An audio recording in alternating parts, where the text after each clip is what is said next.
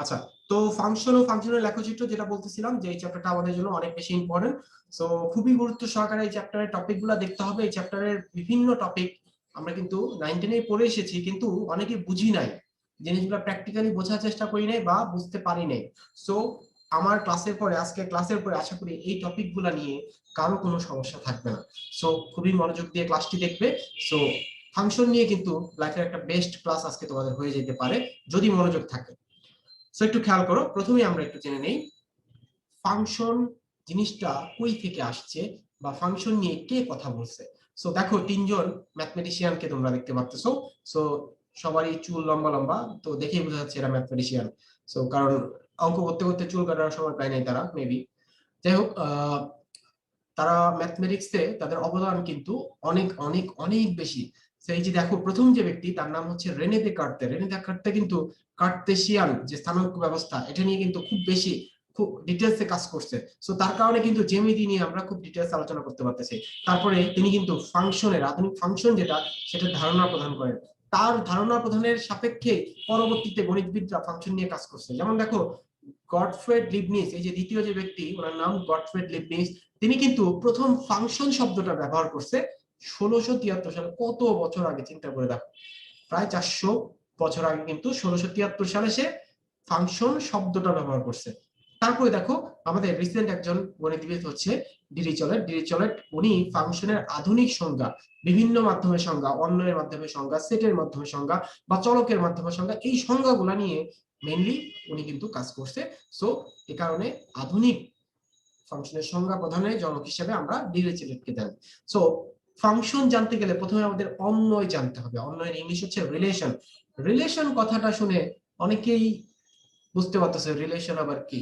তো ম্যাথে আবার রিলেশন কই থেকে আসছে? রিলেশন তো হয় একজনের সাথে আরেকজনের, তাই না? ম্যাথে আবার রিলেশন কই থেকে আসছে? সো ম্যাথেও রিলেশন আছে, ম্যাথের রিলেশনটাকেই তোমরা বাস্তবে রিলেশন বানায় দিছো আর কি। সো রিলেশন জিনিসটা হচ্ছে একটা সেটের সাথে আরেকটা সেটের রিলেশন, একটা সেটের সাথে আরেকটা সেটের সম্পর্ক। এই জিনিসটাকে আমরা অন্বয় বলি বা রিলেশন বলি। একটা সেট আরেকটা সেটের সাথে যেইভাবে ইচ্ছা সম্পর্ক যুক্ত হোক, এটাই হচ্ছে আমাদের অন্বয় বা রিলেশন। খেয়াল করো, একটা সেট যদি এ হয় এবং আরেকটা সেট বি হয়, অবশ্যই তারা অশূন্য সেট হইতে হবে। অশূন্য সেট মানে ফাঁকা সেট না, শূন্য সেট না। সো অশূন্য সেট দুটো যদি অশূন্য সেট হয়, তাহলে এ ক্রস বি এটা কি? কার্টেসিয়ান প্রোডাক্ট, তাই না? কার্টেসিয়ান প্রোডাক্ট কিন্তু অনেকে পড়ে আসছো, সবাই পড়ে আসছো, অনেকে না। তো কার্টেসিয়ান প্রোডাক্ট এ আর বি এর মধ্যে যে একটা সম্পর্ক দেখাচ্ছি, সেটা হচ্ছে এ আর বি এর মধ্যে কার্টেসিয়ান প্রোডাক্ট, এটা কিন্তু একটা রিলেশন। এ আর বি এর মধ্যে একটা সম্পর্ক বোঝাচ্ছি কিন্তু, বা এ মাইনাস বি, এ বাদ বি, আমরা কিন্তু পুরো সেট করতে গিয়ে তখন এটাও একটা রিলেশন। সো এই যে দেখো, এ ক্রস বি যখন বলতেছি, এ ক্রস বি যখন বলতেছি, খেয়াল করো আমরা মানটা কিভাবে বের করি। এ ক্রস বি এর মান আমরা কিন্তু দেখো, দুইটা সেট যদি a = 1 2 3 আবার b = 2 3 4, সেক্ষেত্রে আমরা কি করি? এই 1 এর সাথে 2 নেই, 1 এর সাথে 3 নেই, 1 এর সাথে 4 নেই, আবার 2 এর সাথে 2 নেই, 2 এর সাথে 3 নেই, 2 এর সাথে 4 নেই, তাই না? মানে ক্রমজোড় আকারে প্রকাশ করার চেষ্টা করি, তাই তো? ক্রমজোড় আকারে প্রকাশ করতেছি। দেখো, দুইটা দুইটা করে উপাদান আমরা কিন্তু পাশাপাশি রাখতেছি। আচ্ছা, এখন ক্রোমোজোর কি জিনিস? ক্রোমোজোর কই থেকে আসছে? কথাটা মানে কি? ক্রোমো মানে কি? ক্রোমো মানে হচ্ছে সিরিয়াল মেইনটেইন করবে, তাই না? সো সিরিয়াল মেইনটেইন করা মানে, তুমি দেখো আমরা এই যে ক্রোমোজোর গুলা লিখতেছি 1 2 1 3 1 4 2 2 2 3 2 4 3 2 3 3 3 4, এই যে এখানে দেখো তো, প্রতিটা ক্রোমোজোরের প্রথম যে উপাদানটা, এটা কিন্তু প্রথম সেট থেকে আসছে। প্রথম সেট থেকে 1 2 3, এখানে দেখো প্রতিটা উপাদান প্রথম সেট থেকে আসছে, কিন্তু প্রথম উপাদানগুলা প্রথম সেট থেকে আসছে। তার মানে সে কিন্তু সিরিয়াল মেইনটেইন করতেছে। সো 1 2 যখন লিখতেছি, আমাদের কিন্তু প্রথম সেটের উপাদানটা আমরা প্রথমেই লিখতেছি ক্রোমোজোরে। এটা হচ্ছে ক্রোম। আর জোর মানে কি? জোর মানে হচ্ছে দুই, মানে জোড়া আকারে থাকবে। সো এরা কিন্তু জোড়ায় জোড়ায় থাকতেছে, খেয়াল করো, জোড়ায় জোড়ায় কিন্তু তারা পাশাপাশি অবস্থান করতেছে। সো এই থেকেই আমরা কিন্তু এটাকে ক্রোমোজোর বলি। সো বুঝতেই পারছো ক্রোমোজোর কথাটার মিনিং এখন। সো এই যে এই ক্রস বি এর মান আমরা এইভাবে ক্রোমোজোর আকারে দেখাই। এই যে এই ক্রস বি আসলে একটা অন্বয় বা সম্পর্ক, দুইটা সেটের মধ্যে সম্পর্ক বোঝাচ্ছে, ঠিক তো? আচ্ছা, সো এরপরে এসে আমরা অন্বয়ের ডোমেন ও রেঞ্জ। আমরা ডোমেন ও রেঞ্জ নিয়ে ফিউচারে আমরা অনেক ডিটেইলস আলোচনা করব, অনেক অনেক ডিটেইলস আলোচনা করব। ডোমেন রেঞ্জ নিয়ে আমরা প্র্যাকটিক্যালি অনেক কিছু বোঝানোর চেষ্টা করব। আপাতত আমরা অন্বয়ের ডোমেন আর রেঞ্জ কি জিনিস এটা একটু জেনে নিই। অন্বয় ডোমেনগুলো হচ্ছে তোমরা যখন একটা অন্বয় লিখতেছো ক্রমজোড় আকারে উপাদানগুলো, তখন এই যে প্রথম উপাদানগুলো যেগুলো আছে 1 2 3 4, প্রথম উপাদান 1 2 3 4, প্রতিটা ক্রম জোড়ের প্রথম উপাদানগুলো নিয়ে কিন্তু আমাদের অন্বয়ের ডোমেন তৈরি হয়। আর দ্বিতীয় উপাদানগুলো নিয়ে আমাদের কিন্তু অন্বয়ের রেঞ্জ তৈরি হয়। খেয়াল করো 2 4 6 8 এগুলো নিয়ে আমাদের কিন্তু অন্বয়ের রেঞ্জ তৈরি হয়েছে। খুবই সিম্পল বিষয় কিন্তু। তারপরে দেখো বিপরীত অন্বয় বলতে কি বুঝি আমরা। ক্রমজোড় মানে হচ্ছে আমরা যদি ক্রমজোড়কে ম্যাথমেটিক্যাল আকারে প্রকাশ করতে যাই, যে এক্স ওয়াই আকারে যদি লিখি, এক্স টা হচ্ছে এ থেকে আসছে, ওয়াই টা হচ্ছে বি থেকে আসছে, এ একটা সেট বি একটা সেট, সো এক্স টা এ থেকে আসছে, ওয়াই টা বি থেকে আসছে, মানে এক্স ওয়াই দিয়ে জাস্ট আমরা ক্রমজোড়টাকে বুঝাইছি যে জোড়ায় জোড়ায় তারা অবস্থান করছে। সো একটু খেয়াল করো, ইনভার্স ইনভার্স রিলেশন বলতে জাস্ট এক্স এর জায়গায় ওয়াই হবে, ওয়াই এর জায়গায় এক্স হবে, তারা তার জায়গাটা পরিবর্তন করে নিবে। খেয়াল করো, আমরা যদি আর একটা রিলেশন বলি 1 1 2 2 3 9 4 16, সেটাকে উল্টায় দিব, জাস্ট এক্স এর জায়গায় ওয়াই, ওয়াই এর জায়গায় এক্স, 1 1 1 1 তো 1 এর থাকবে, যে 2 4 টা 4 2 হয়ে গেল, 3 9 টা 9 3 হয়ে গেল, 4 9 4 16 টা 16 4 হয়ে গেল। এটাই হচ্ছে আমাদের বিপরীত অন্বয়। সো একটু খেয়াল করো, আমাদের অন্বয়ের ক্ষেত্রে ডোমেইন যেগুলো ছিল আর বিপরীত অন্বয়ের ক্ষেত্রে সেগুলো কিন্তু রেঞ্জ হয়ে গেছে, তাই না? যেহেতু জায়গা পরিবর্তন করে ফেলছে, তাহলে ডোমেইন গুলো তো ডেফিনেটলি বিপরীত অন্বয়ের ক্ষেত্রে রেঞ্জই হয়ে যাবে। এই কারণে কিন্তু আমরা দেখছি ডোমেইন আর, দেখো লাস্টের লাইনটা, domain R is equal to range R inverse, মানে হচ্ছে এখানে যেগুলো ডোমেইন 1 2 3 4, এখানে কিন্তু সেগুলো আবার রেঞ্জ, আর ইনভার্সে সেগুলো কিন্তু আবার রেঞ্জ 1 2 3 4, এখানে কিন্তু রেঞ্জ। এই কারণেই কথাটা লেখা হয়েছে domain R equals to range R inverse, এবং range R equals to domain R inverse. So এটা খুব সহজেই কিন্তু আমরা এখানে ম্যাথমেটিক্যাল ইকুয়েশনটা দেখলেই কিন্তু আমরা বুঝতে পারতেছি। সো এই গেল আমাদের বিপরীত অন্বয়। এখন আমরা মেইন টপিক ফাংশন কি জিনিস এটা বোঝার চেষ্টা করব। ফাংশনটা খুবই ইম্পর্টেন্ট টপিক, কিন্তু তোমাদের আমি বারবার বলতেছি ফাংশনটা কিন্তু খুব সুন্দরভাবে বুঝে নিতে হবে। অনেকে আমরা অনেক টেস্ট লাগায় ফেলি ফাংশন বিষয়গুলো। ফাংশন এই কারণে আমরা দেখো প্রথমেই আমরা বিভিন্ন ভাবে ফাংশনের সংজ্ঞা দেওয়ার চেষ্টা করছি। একটা হচ্ছে অন্বয়ের সাহায্যে ফাংশন। তো অন্বয় জিনিসটা তোমরা শিখে আসছো। অন্বয় হচ্ছে দেখো ক্রমজোড় আকারে থাকতেছে, তো এই সেটটাকে আমরা একটা অন্বয় বললাম, বা যে কোনো ধরনের সম্পর্কটাকে আমরা একটা অন্বয় বললাম। তো অন্বয়ের ক্ষেত্রে আমরা এই যে দেখো আমাদের প্রথম উপাদানগুলা যদি ভিন্ন ভিন্ন হয়, এই যে 1 2 3 4 প্রথম উপাদানগুলা যদি ভিন্ন ভিন্ন হয়, সেক্ষেত্রে সেটাকে আমরা একটা ফাংশন বলবো। যদি ভিন্ন ভিন্ন না হয়, সেটাকে আমরা ফাংশন বলবো না। খেয়াল করো, আমরা অন্বয়ের ক্ষেত্রে ক্রমজোড়ের প্রথম উপাদানগুলা, এই যে 1 2 3 4, এখানে উপাদানগুলা ভিন্ন ভিন্ন 1 2 3 4, এরকম ভিন্ন ভিন্ন হলে সেটা ফাংশন। আর যদি ভিন্ন ভিন্ন না হয়, যেমন আর 1 এর ক্ষেত্রে একটু খেয়াল করো, এখানে কিন্তু 1 1 এটা মিলে গেছে, আবার 4 4, মানে ক্রমজোড়ের প্রথম উপাদানগুলোর মধ্যে মিল আছে, মিল থাকলে এটাকে ফাংশন বলতে পারবো না, ঠিক আছে? ওটা কিন্তু ফাংশন না। এখন এই যে নিচে একটা কথা লেখা আছে, এটা কিন্তু অবজেক্টিভের ক্ষেত্রে আসে অনেক সময়, বা তোমাদের 2 মার্কের জন্য প্রমাণ আসে, যে প্রমাণ করো যে সকল ফাংশনই অন্বয়, কিন্তু সকল অন্বয় ফাংশন নয়। তখন কিন্তু খুব সুন্দরভাবে এইভাবে এক্সাম্পল দিয়ে বুঝাই দিবা। সো খেয়াল করো, তাহলে আমরা দেখতেছি এই যে এই জিনিসটা, এটাকে আমরা ফাংশন বললাম যেহেতু প্রতিটা উপাদান ভিন্ন ভিন্ন, কিন্তু এটা একটা ফাংশন না। কিন্তু এটা তো একটা অন্বয়, তাহলে সকল অন্বয় কি ফাংশন হচ্ছে? হচ্ছে না কিন্তু। সকল ফাংশন অন্বয় হচ্ছে, এই ফাংশনটা কিন্তু ডেফিনেটলি একটা অন্বয়, তাই না? কিন্তু এই যে অন্বয়, এটা কিন্তু অন্বয়, আর ওয়ানটা একটা অন্বয়, কিন্তু এটা কিন্তু আমরা ফাংশন বলতে পারবো না স্যার, তাই তো? সো এই কথাটার মানে কিন্তু বুঝতে হবে, এক্সাম্পল দিয়ে বোঝার চেষ্টা করবে সবসময়। এরপরে খুবই ইম্পর্টেন্ট একটা জিনিস, সেটের সাহায্যে ফাংশন। সেটের সাহায্যে ফাংশন, দেখো এখানে আমরা চার ধরনের ফাংশন আঁকার চেষ্টা করছি, এবং চার ধরনের ফাংশনই দেখো এ থেকে বি এর একটা সম্পর্ক তৈরি হয়েছে। তোমরা জানো যে কোনো দুটা সেটের মধ্যে সম্পর্ক আমরা ফাংশনের মাধ্যমে দেখাইতে পারি। সো একটু দেখো, আমি সম্পর্কগুলো একটু প্র্যাকটিক্যালি বোঝানোর চেষ্টা করব। এখানে এ থেকে বি এর সেটের সম্পর্ক বোঝাচ্ছে f1 ফাংশনে। খেয়াল করো, x1 উপাদানটা y1 এর সাথে সম্পর্কযুক্ত, x2 উপাদানটা y2 এর সাথে সম্পর্কযুক্ত, x3 উপাদানটা y3 এর সাথে সম্পর্কযুক্ত। এইভাবে বললে আসলে বুঝতে একটু কষ্ট হয়। সো কষ্ট যাতে না হয়, এই জন্য আমি একটা প্রসেস বের করেছি। সো প্রসেসটা হচ্ছে, এই যে এ সেটটাকে আমের সেট ধরবা, আর বি সেটটাকে আম গাছের সেট ধরবা। এ সেটটাকে আমের সেট, আর বি সেটটাকে আম গাছের সেট ধরবা। সো তাহলে খেয়াল করো, x1 এটা হচ্ছে আমের সেট, তাই তো? এটা হচ্ছে আমের সেট, তাহলে x1 আমটা y1 আম গাছ থেকে আসছে, x2 আমটা y2 আম গাছ থেকে আসছে, x3 আমটা y3 আম গাছ থেকে আসছে। তাহলে দেখো তো সম্পর্কটা কি খুব সুসংগত না? এখানে কোনো ভুল আছে? কথার মধ্যে কিন্তু ভুল নাই। তো তো x1 আম y1 গাছ থেকে, x2 আম y2 থেকে, আর x3 আমটা y3 আম গাছ থেকে। এই সম্পর্কগুলো খুবই সুসংগত। তাহলে এই জিনিসটা, এই দুইটা সেটের মধ্যে সম্পর্কটাকে আমরা ফাংশন বলবো। ওকে, এরপরে আসি x1 আমটা আসছে y1 আম গাছ থেকে, x2 এবং x3 দুইটাই আসছে আমাদের y2 আম গাছ থেকে। তো এটা কিন্তু পসিবল, তাই না? একটা আম গাছ থেকে অসংখ্য আম গাছ একটা আম গাছ থেকে অসংখ্য আম আসতেই পারে, তাই না? তাইলে আমরা এখানে x2 আর y2 এই দুইটা আম বললাম, x2 আর x3 এই দুইটা আম বললাম y2 গাছ থেকে আসছে। খুবই সিম্পল, মানে এটা এটা এটা কিন্তু সম্ভব।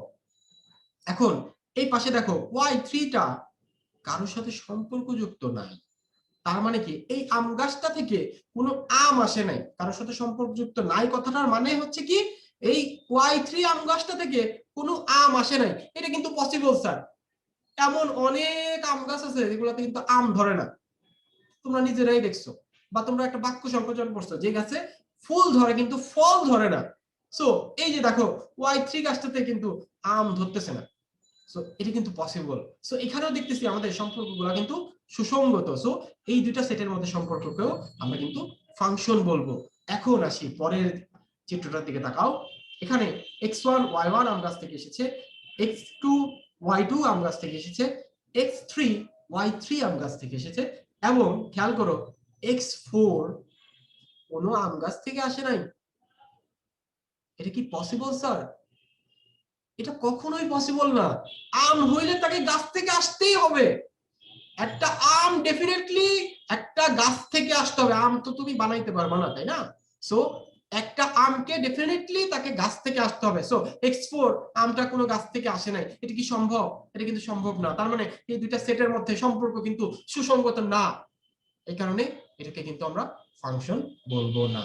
পরেরটা দেখো আবার, x1 আমটা আসছে y1 আম গাছ থেকে, x2 আমটা y2 এবং y3 আম গাছ থেকে আসছে। আরে বাবা, এটা আবার কি জিনিস? এক আম দুই গাছ থেকে আসছে। এটা কি সম্ভব? সম্ভব না। কিন্তু এক আম তো এক গাছ থেকে আসবে, দুই গাছ থেকে কি করে আসবে?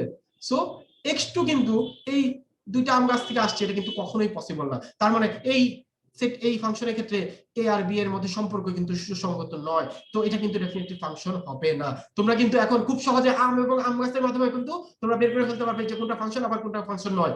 সো এটা কিন্তু অবজেক্টিভে আসে যে নিচের কোনটি ফাংশন, চিত্র দিয়ে দিয়ে দেয়। সো ইন্টারমিডিয়েটে অনেক জায়গায় বোর্ড পরীক্ষা আসছে যে নিচের কোনটি ফাংশন বা নিচের কোনটি ফাংশন নয়, এরকম চারটা চিত্র দেওয়া থাকবে। সো তোমাকে বের করতে হবে যে নিচের কোনটা ফাংশন।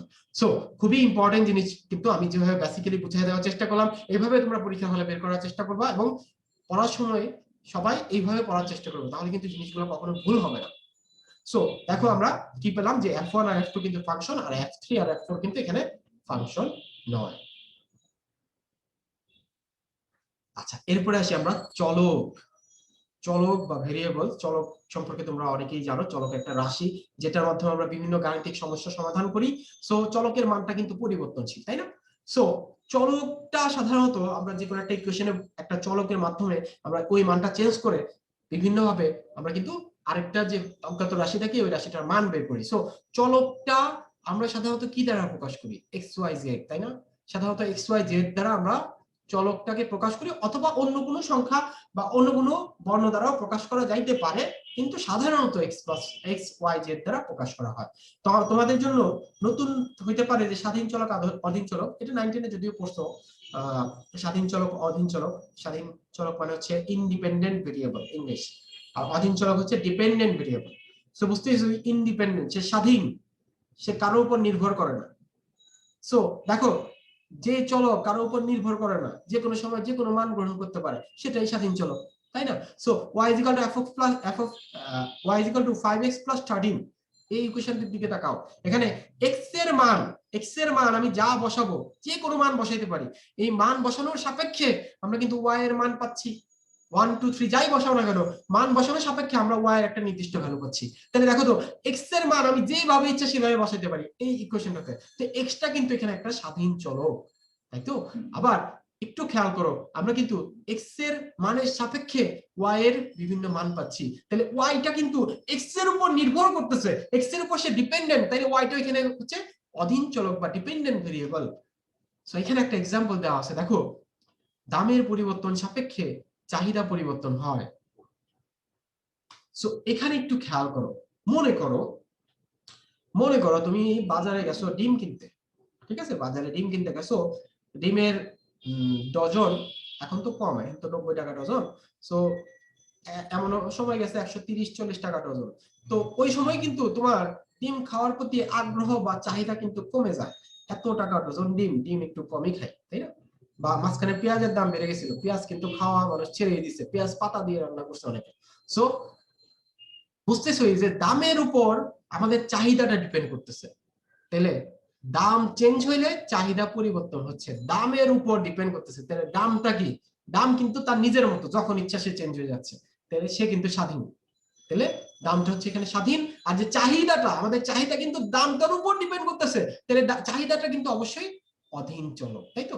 সো অধীন চলক সম্পর্কে আগেও বলছি যে আমরা এখানে এক্স এর মান বসাইলে আমরা ওয়াই এর মান পাচ্ছি।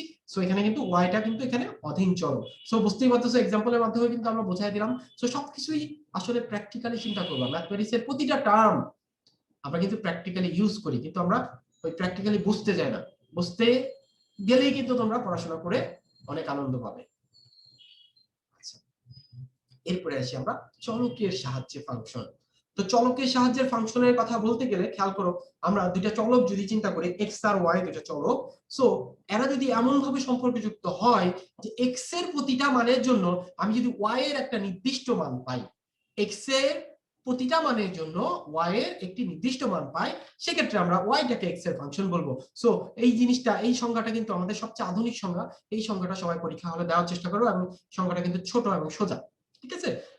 এক্স এর প্রতিটা মানের জন্য ওয়াই এর একটা নির্দিষ্ট মান পাইলে সেখানে আমরা ওয়াইটাকে এক্স এর ফাংশন বলবো।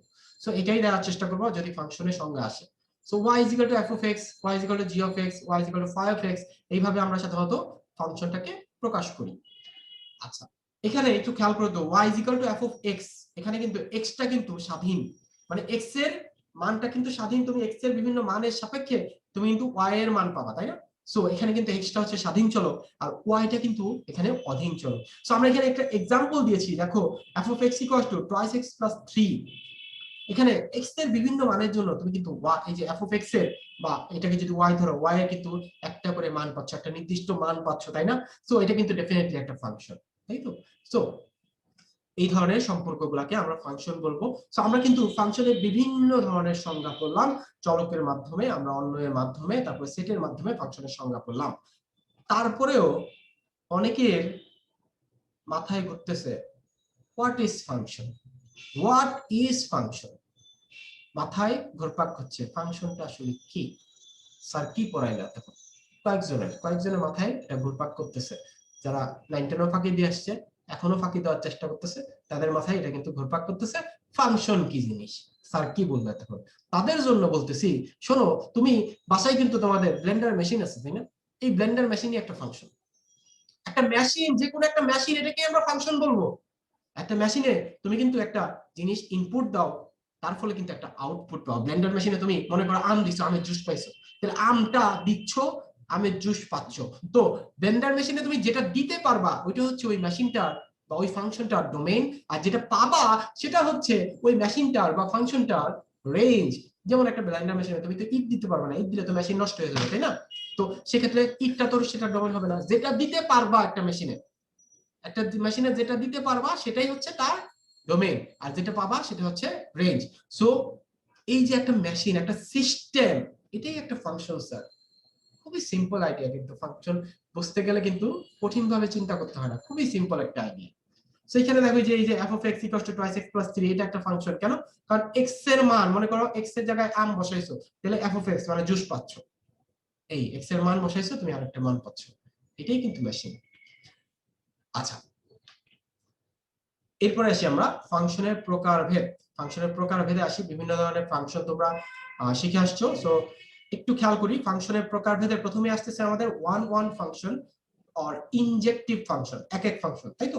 সো এক এক ফাংশন হচ্ছে, দেখো এ সেটের একটা করে উপাদান বি সেটের একটা করে উপাদানের সাথে সম্পর্কযুক্ত, ঠিক আছে? মানে একটা একটা করে উপাদানের সাথে যদি সম্পর্কযুক্ত হয়, সেক্ষেত্রে সেটাকে আমরা এক এক ফাংশন বলবো। খেয়াল করো, x1 y1 এর সাথে সম্পর্কযুক্ত, x2 y2 এর সাথে সম্পর্কযুক্ত, x3 y3 এর সাথে সম্পর্কযুক্ত, তাই তো?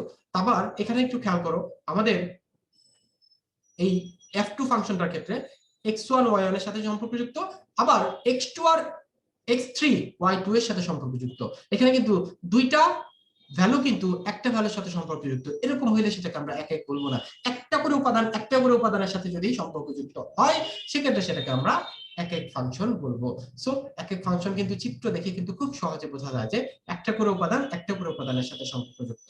সো এটা কিন্তু দেখো f2 টা কিন্তু এক এক ফাংশন না, এখানে দুইটা উপাদান কিন্তু একটা উপাদানের সাথে সম্পর্কযুক্ত।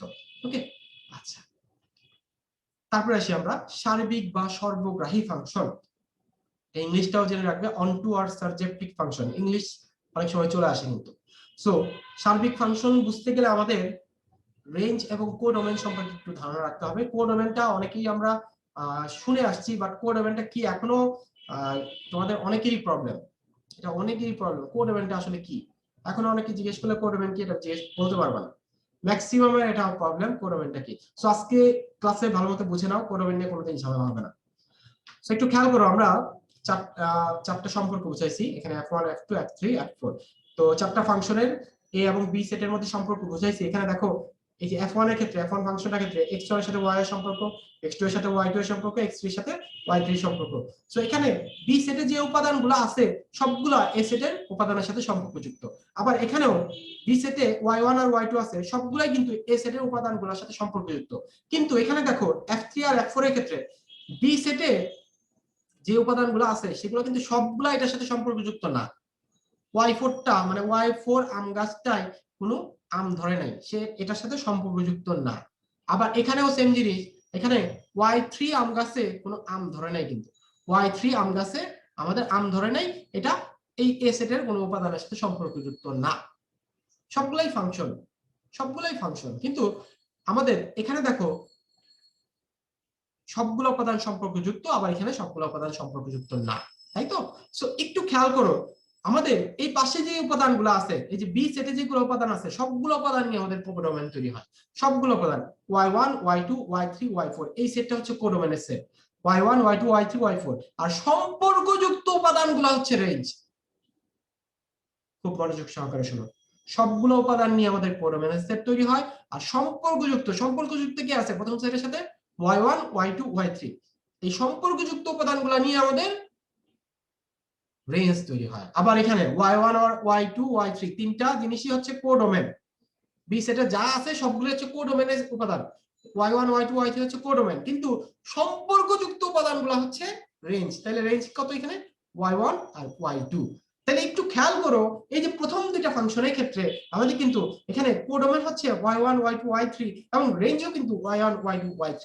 আবার এখানেও কোডোমেন হচ্ছে y1 y2, রেঞ্জও কিন্তু y1 y2। আবার এখানে কিন্তু মিলতেছে না, কোডোমেন আর রেঞ্জ কিন্তু মিলতেছে না। কোডোমেন হচ্ছে y1 y2 y3 y4, range কিন্তু আবার সম্পর্কযুক্ত উপাদান কোনগুলা, y1 y2 y3। তো একই রকম ভাবে এখানেও কিন্তু মিলতেছে না। তো যে সকল ফাংশনের ক্ষেত্রে রেঞ্জ আর কোডোমেন সমান হবে সেটাকে আমরা সার্বিক ফাংশন বলবো। তাহলে আমরা কিন্তু দেখতেছি এই প্রথম দুইটার ক্ষেত্রে এখানে কিন্তু মিলে যাচ্ছে, সো এটা কিন্তু আমাদের সমান হচ্ছে, এটা কিন্তু আমাদের সার্বিক ফাংশন, তাই তো? সো একটু খেয়াল করো, সার্বিক ফাংশন আর সার্বিক নয় দুটার দিকে তাকাইলে কিন্তু এখন আমরা বলে দিতে পারবো, তাই তো? সো তোমরা কিন্তু প্রমাণের ক্ষেত্রে এভাবেই প্রমাণ করবা, রেঞ্জ আর কোডোমেন সমান নয় এটা প্রমাণ করার চেষ্টা করবা। অনেকে y f of x প্রমাণ করে সার্বিক এটা প্রমাণ করা করছো তোমরা 9 10 এ। সো এই জিনিসটা আসলে সঠিক না, কারণ এইভাবে প্রুফ করলে দেখা যায় কি অনেক সার্বিক নয় ফাংশনও সার্বিক প্রমাণ হয়ে যায়। সো ওইভাবে কেউ করবে না, সবাই এইভাবে প্রমাণ করার চেষ্টা করবে যে ফাংশনের রেঞ্জ আর কোডোমেনটা সমান কিনা, এটা দেখবে, এটা দেখে তারপরে বলবে যে হ্যাঁ ফাংশনটা সার্বিক অথবা সার্বিক নয়। ওকে, এরপর আসি আমরা ধ্রুবক ফাংশন। ধ্রুবক ফাংশন হচ্ছে, মনে করো এ আর বি সেটের মধ্যে সম্পর্ক। সো এ সেটের সকল উপাদান যদি বি সেটের একটা উপাদানের সাথে সম্পর্কযুক্ত হয়, বা আমরা যদি বলি যে এক সদস্য বিশিষ্ট রেঞ্জ থাকে কোন একটা ফাংশনের, যে এখানে একটা সদস্য বিশিষ্ট রেঞ্জ, ঠিক আছে? সো সেই ফাংশনটা হচ্ছে ধ্রুবক। সো এখানে রেঞ্জ কিন্তু শুধুমাত্র বি, তাই না? কোডোমেন হচ্ছে এবিসি, কিন্তু রেঞ্জ কিন্তু আমাদের শুধুমাত্র বি। সো এক সদস্য বিশিষ্ট রেঞ্জ থাকলে সেটাকে আমরা ধ্রুবক ফাংশন বলবো। আর অভেদক ফাংশনটা দেখো, একই ধরনের সেট, দুইটা সেটের মধ্যে সম্পর্ক থাকলে সেটাকে আমরা অভেদক ফাংশন বলি। যেমন দেখো এর সাথে এর সম্পর্ক, এরকম সম্পর্ক বোঝাইলে সেটাকে কিন্তু আমরা অভেদক ফাংশন বলতেছি, তাই তো? সো দেখো এক্স এর সাথে এক্স এর সম্পর্ক, ওয়াই এর সাথে ওয়াই এর সম্পর্ক, জেড এর সাথে জেড এর সম্পর্ক। সো এরকম যদি কোনো সম্পর্ক থাকে সেটা হচ্ছে আমাদের অভেদক ফাংশন। এই দুইটা জিনিস কিন্তু আমাদের জন্য খুবই ইম্পর্টেন্ট, 2 মার্কের জন্য আছে। 2 মার্কের জন্য আসলে কিন্তু অবশ্যই চিত্র সহকারে দিতে হবে, ঠিক আছে, অবশ্যই চিত্র সহকারে দিতে হবে। হ্যাঁ বলো স্যার। হ্যাঁ স্যার, আমার একটা কোয়েশ্চেন ছিল, সেটা হচ্ছে স্যার অবৈধক ফাংশন কি স্যার এক এক ফাংশনের মতো কাজ করে? হ্যাঁ, অবৈধ ফাংশন এক এক ফাংশন, সার্বিক ফাংশন একই। অবৈধ ফাংশন এক এক ও হবে, আচ্ছা। সার্বিক হবে। সার্বিক হবে কেন? কারণ কোডোমেনার রেঞ্জ তো সমান, তাই না? ও আচ্ছা। ঠিক আছে, সো যেমন এই ফাংশনটার ক্ষেত্রে দেখো, এটা কিন্তু আমাদের সার্বিক না। এক এক কি হবে? এক এক হবে না, কারণ একটা করে উপাদানের সাথে সম্পর্কযুক্ত হলে এক এক হইতো। বুঝতেই পারতেছো, এক এক আর সার্বিক কিন্তু তোমরা এখন ফাংশন দেখিয়ে বলে দিতে পারবা। ওকে, সো পরের টপিকে চলে যাই আমরা, যুগ্ম ফাংশন অযুগ্ম ফাংশন। যুগ্ম ফাংশনের ক্ষেত্রে খুবই simple idea, f of -x equals to f of x হইলে সেটা হচ্ছে একটা যুগ্ম ফাংশন। f of x মনে করো x² + 2, এখানে যদি x এর জায়গায় -x বসাই, তারপরে যদি আমাদের একই জিনিস আসে, তাহলে সেটাকে আমরা যুগ্ম ফাংশন বলবো। খেয়াল করো, f of x x² + 2, এখানে -x বসাইলে তো -x² তাহলে x² ই আসতেছে, তাহলে x² + 2 ই আসতেছে, মানে f of x ই আসতেছে, মানে -x বসালে ফাংশনটা চেঞ্জ হচ্ছে না। তো এই জাতীয় জিনিসটাকে আমরা বলি যুগ্ম ফাংশন। আর যদি f of -x - f of x হয়, সেটা হয়ে যাবে আমাদের অযুগ্ম ফাংশন। খুবই সিম্পল। তো দেখো একটা एग्जांपल দেওয়া আছে, f of x = x³ + x, এখানে -x বসাও, -x বসালে কিন্তু আমাদের ফাংশনটা মাইনাস কমন নিয়ে নাও, তাহলে x³ + x, তাহলে -f of x আসতেছে, তাই তো?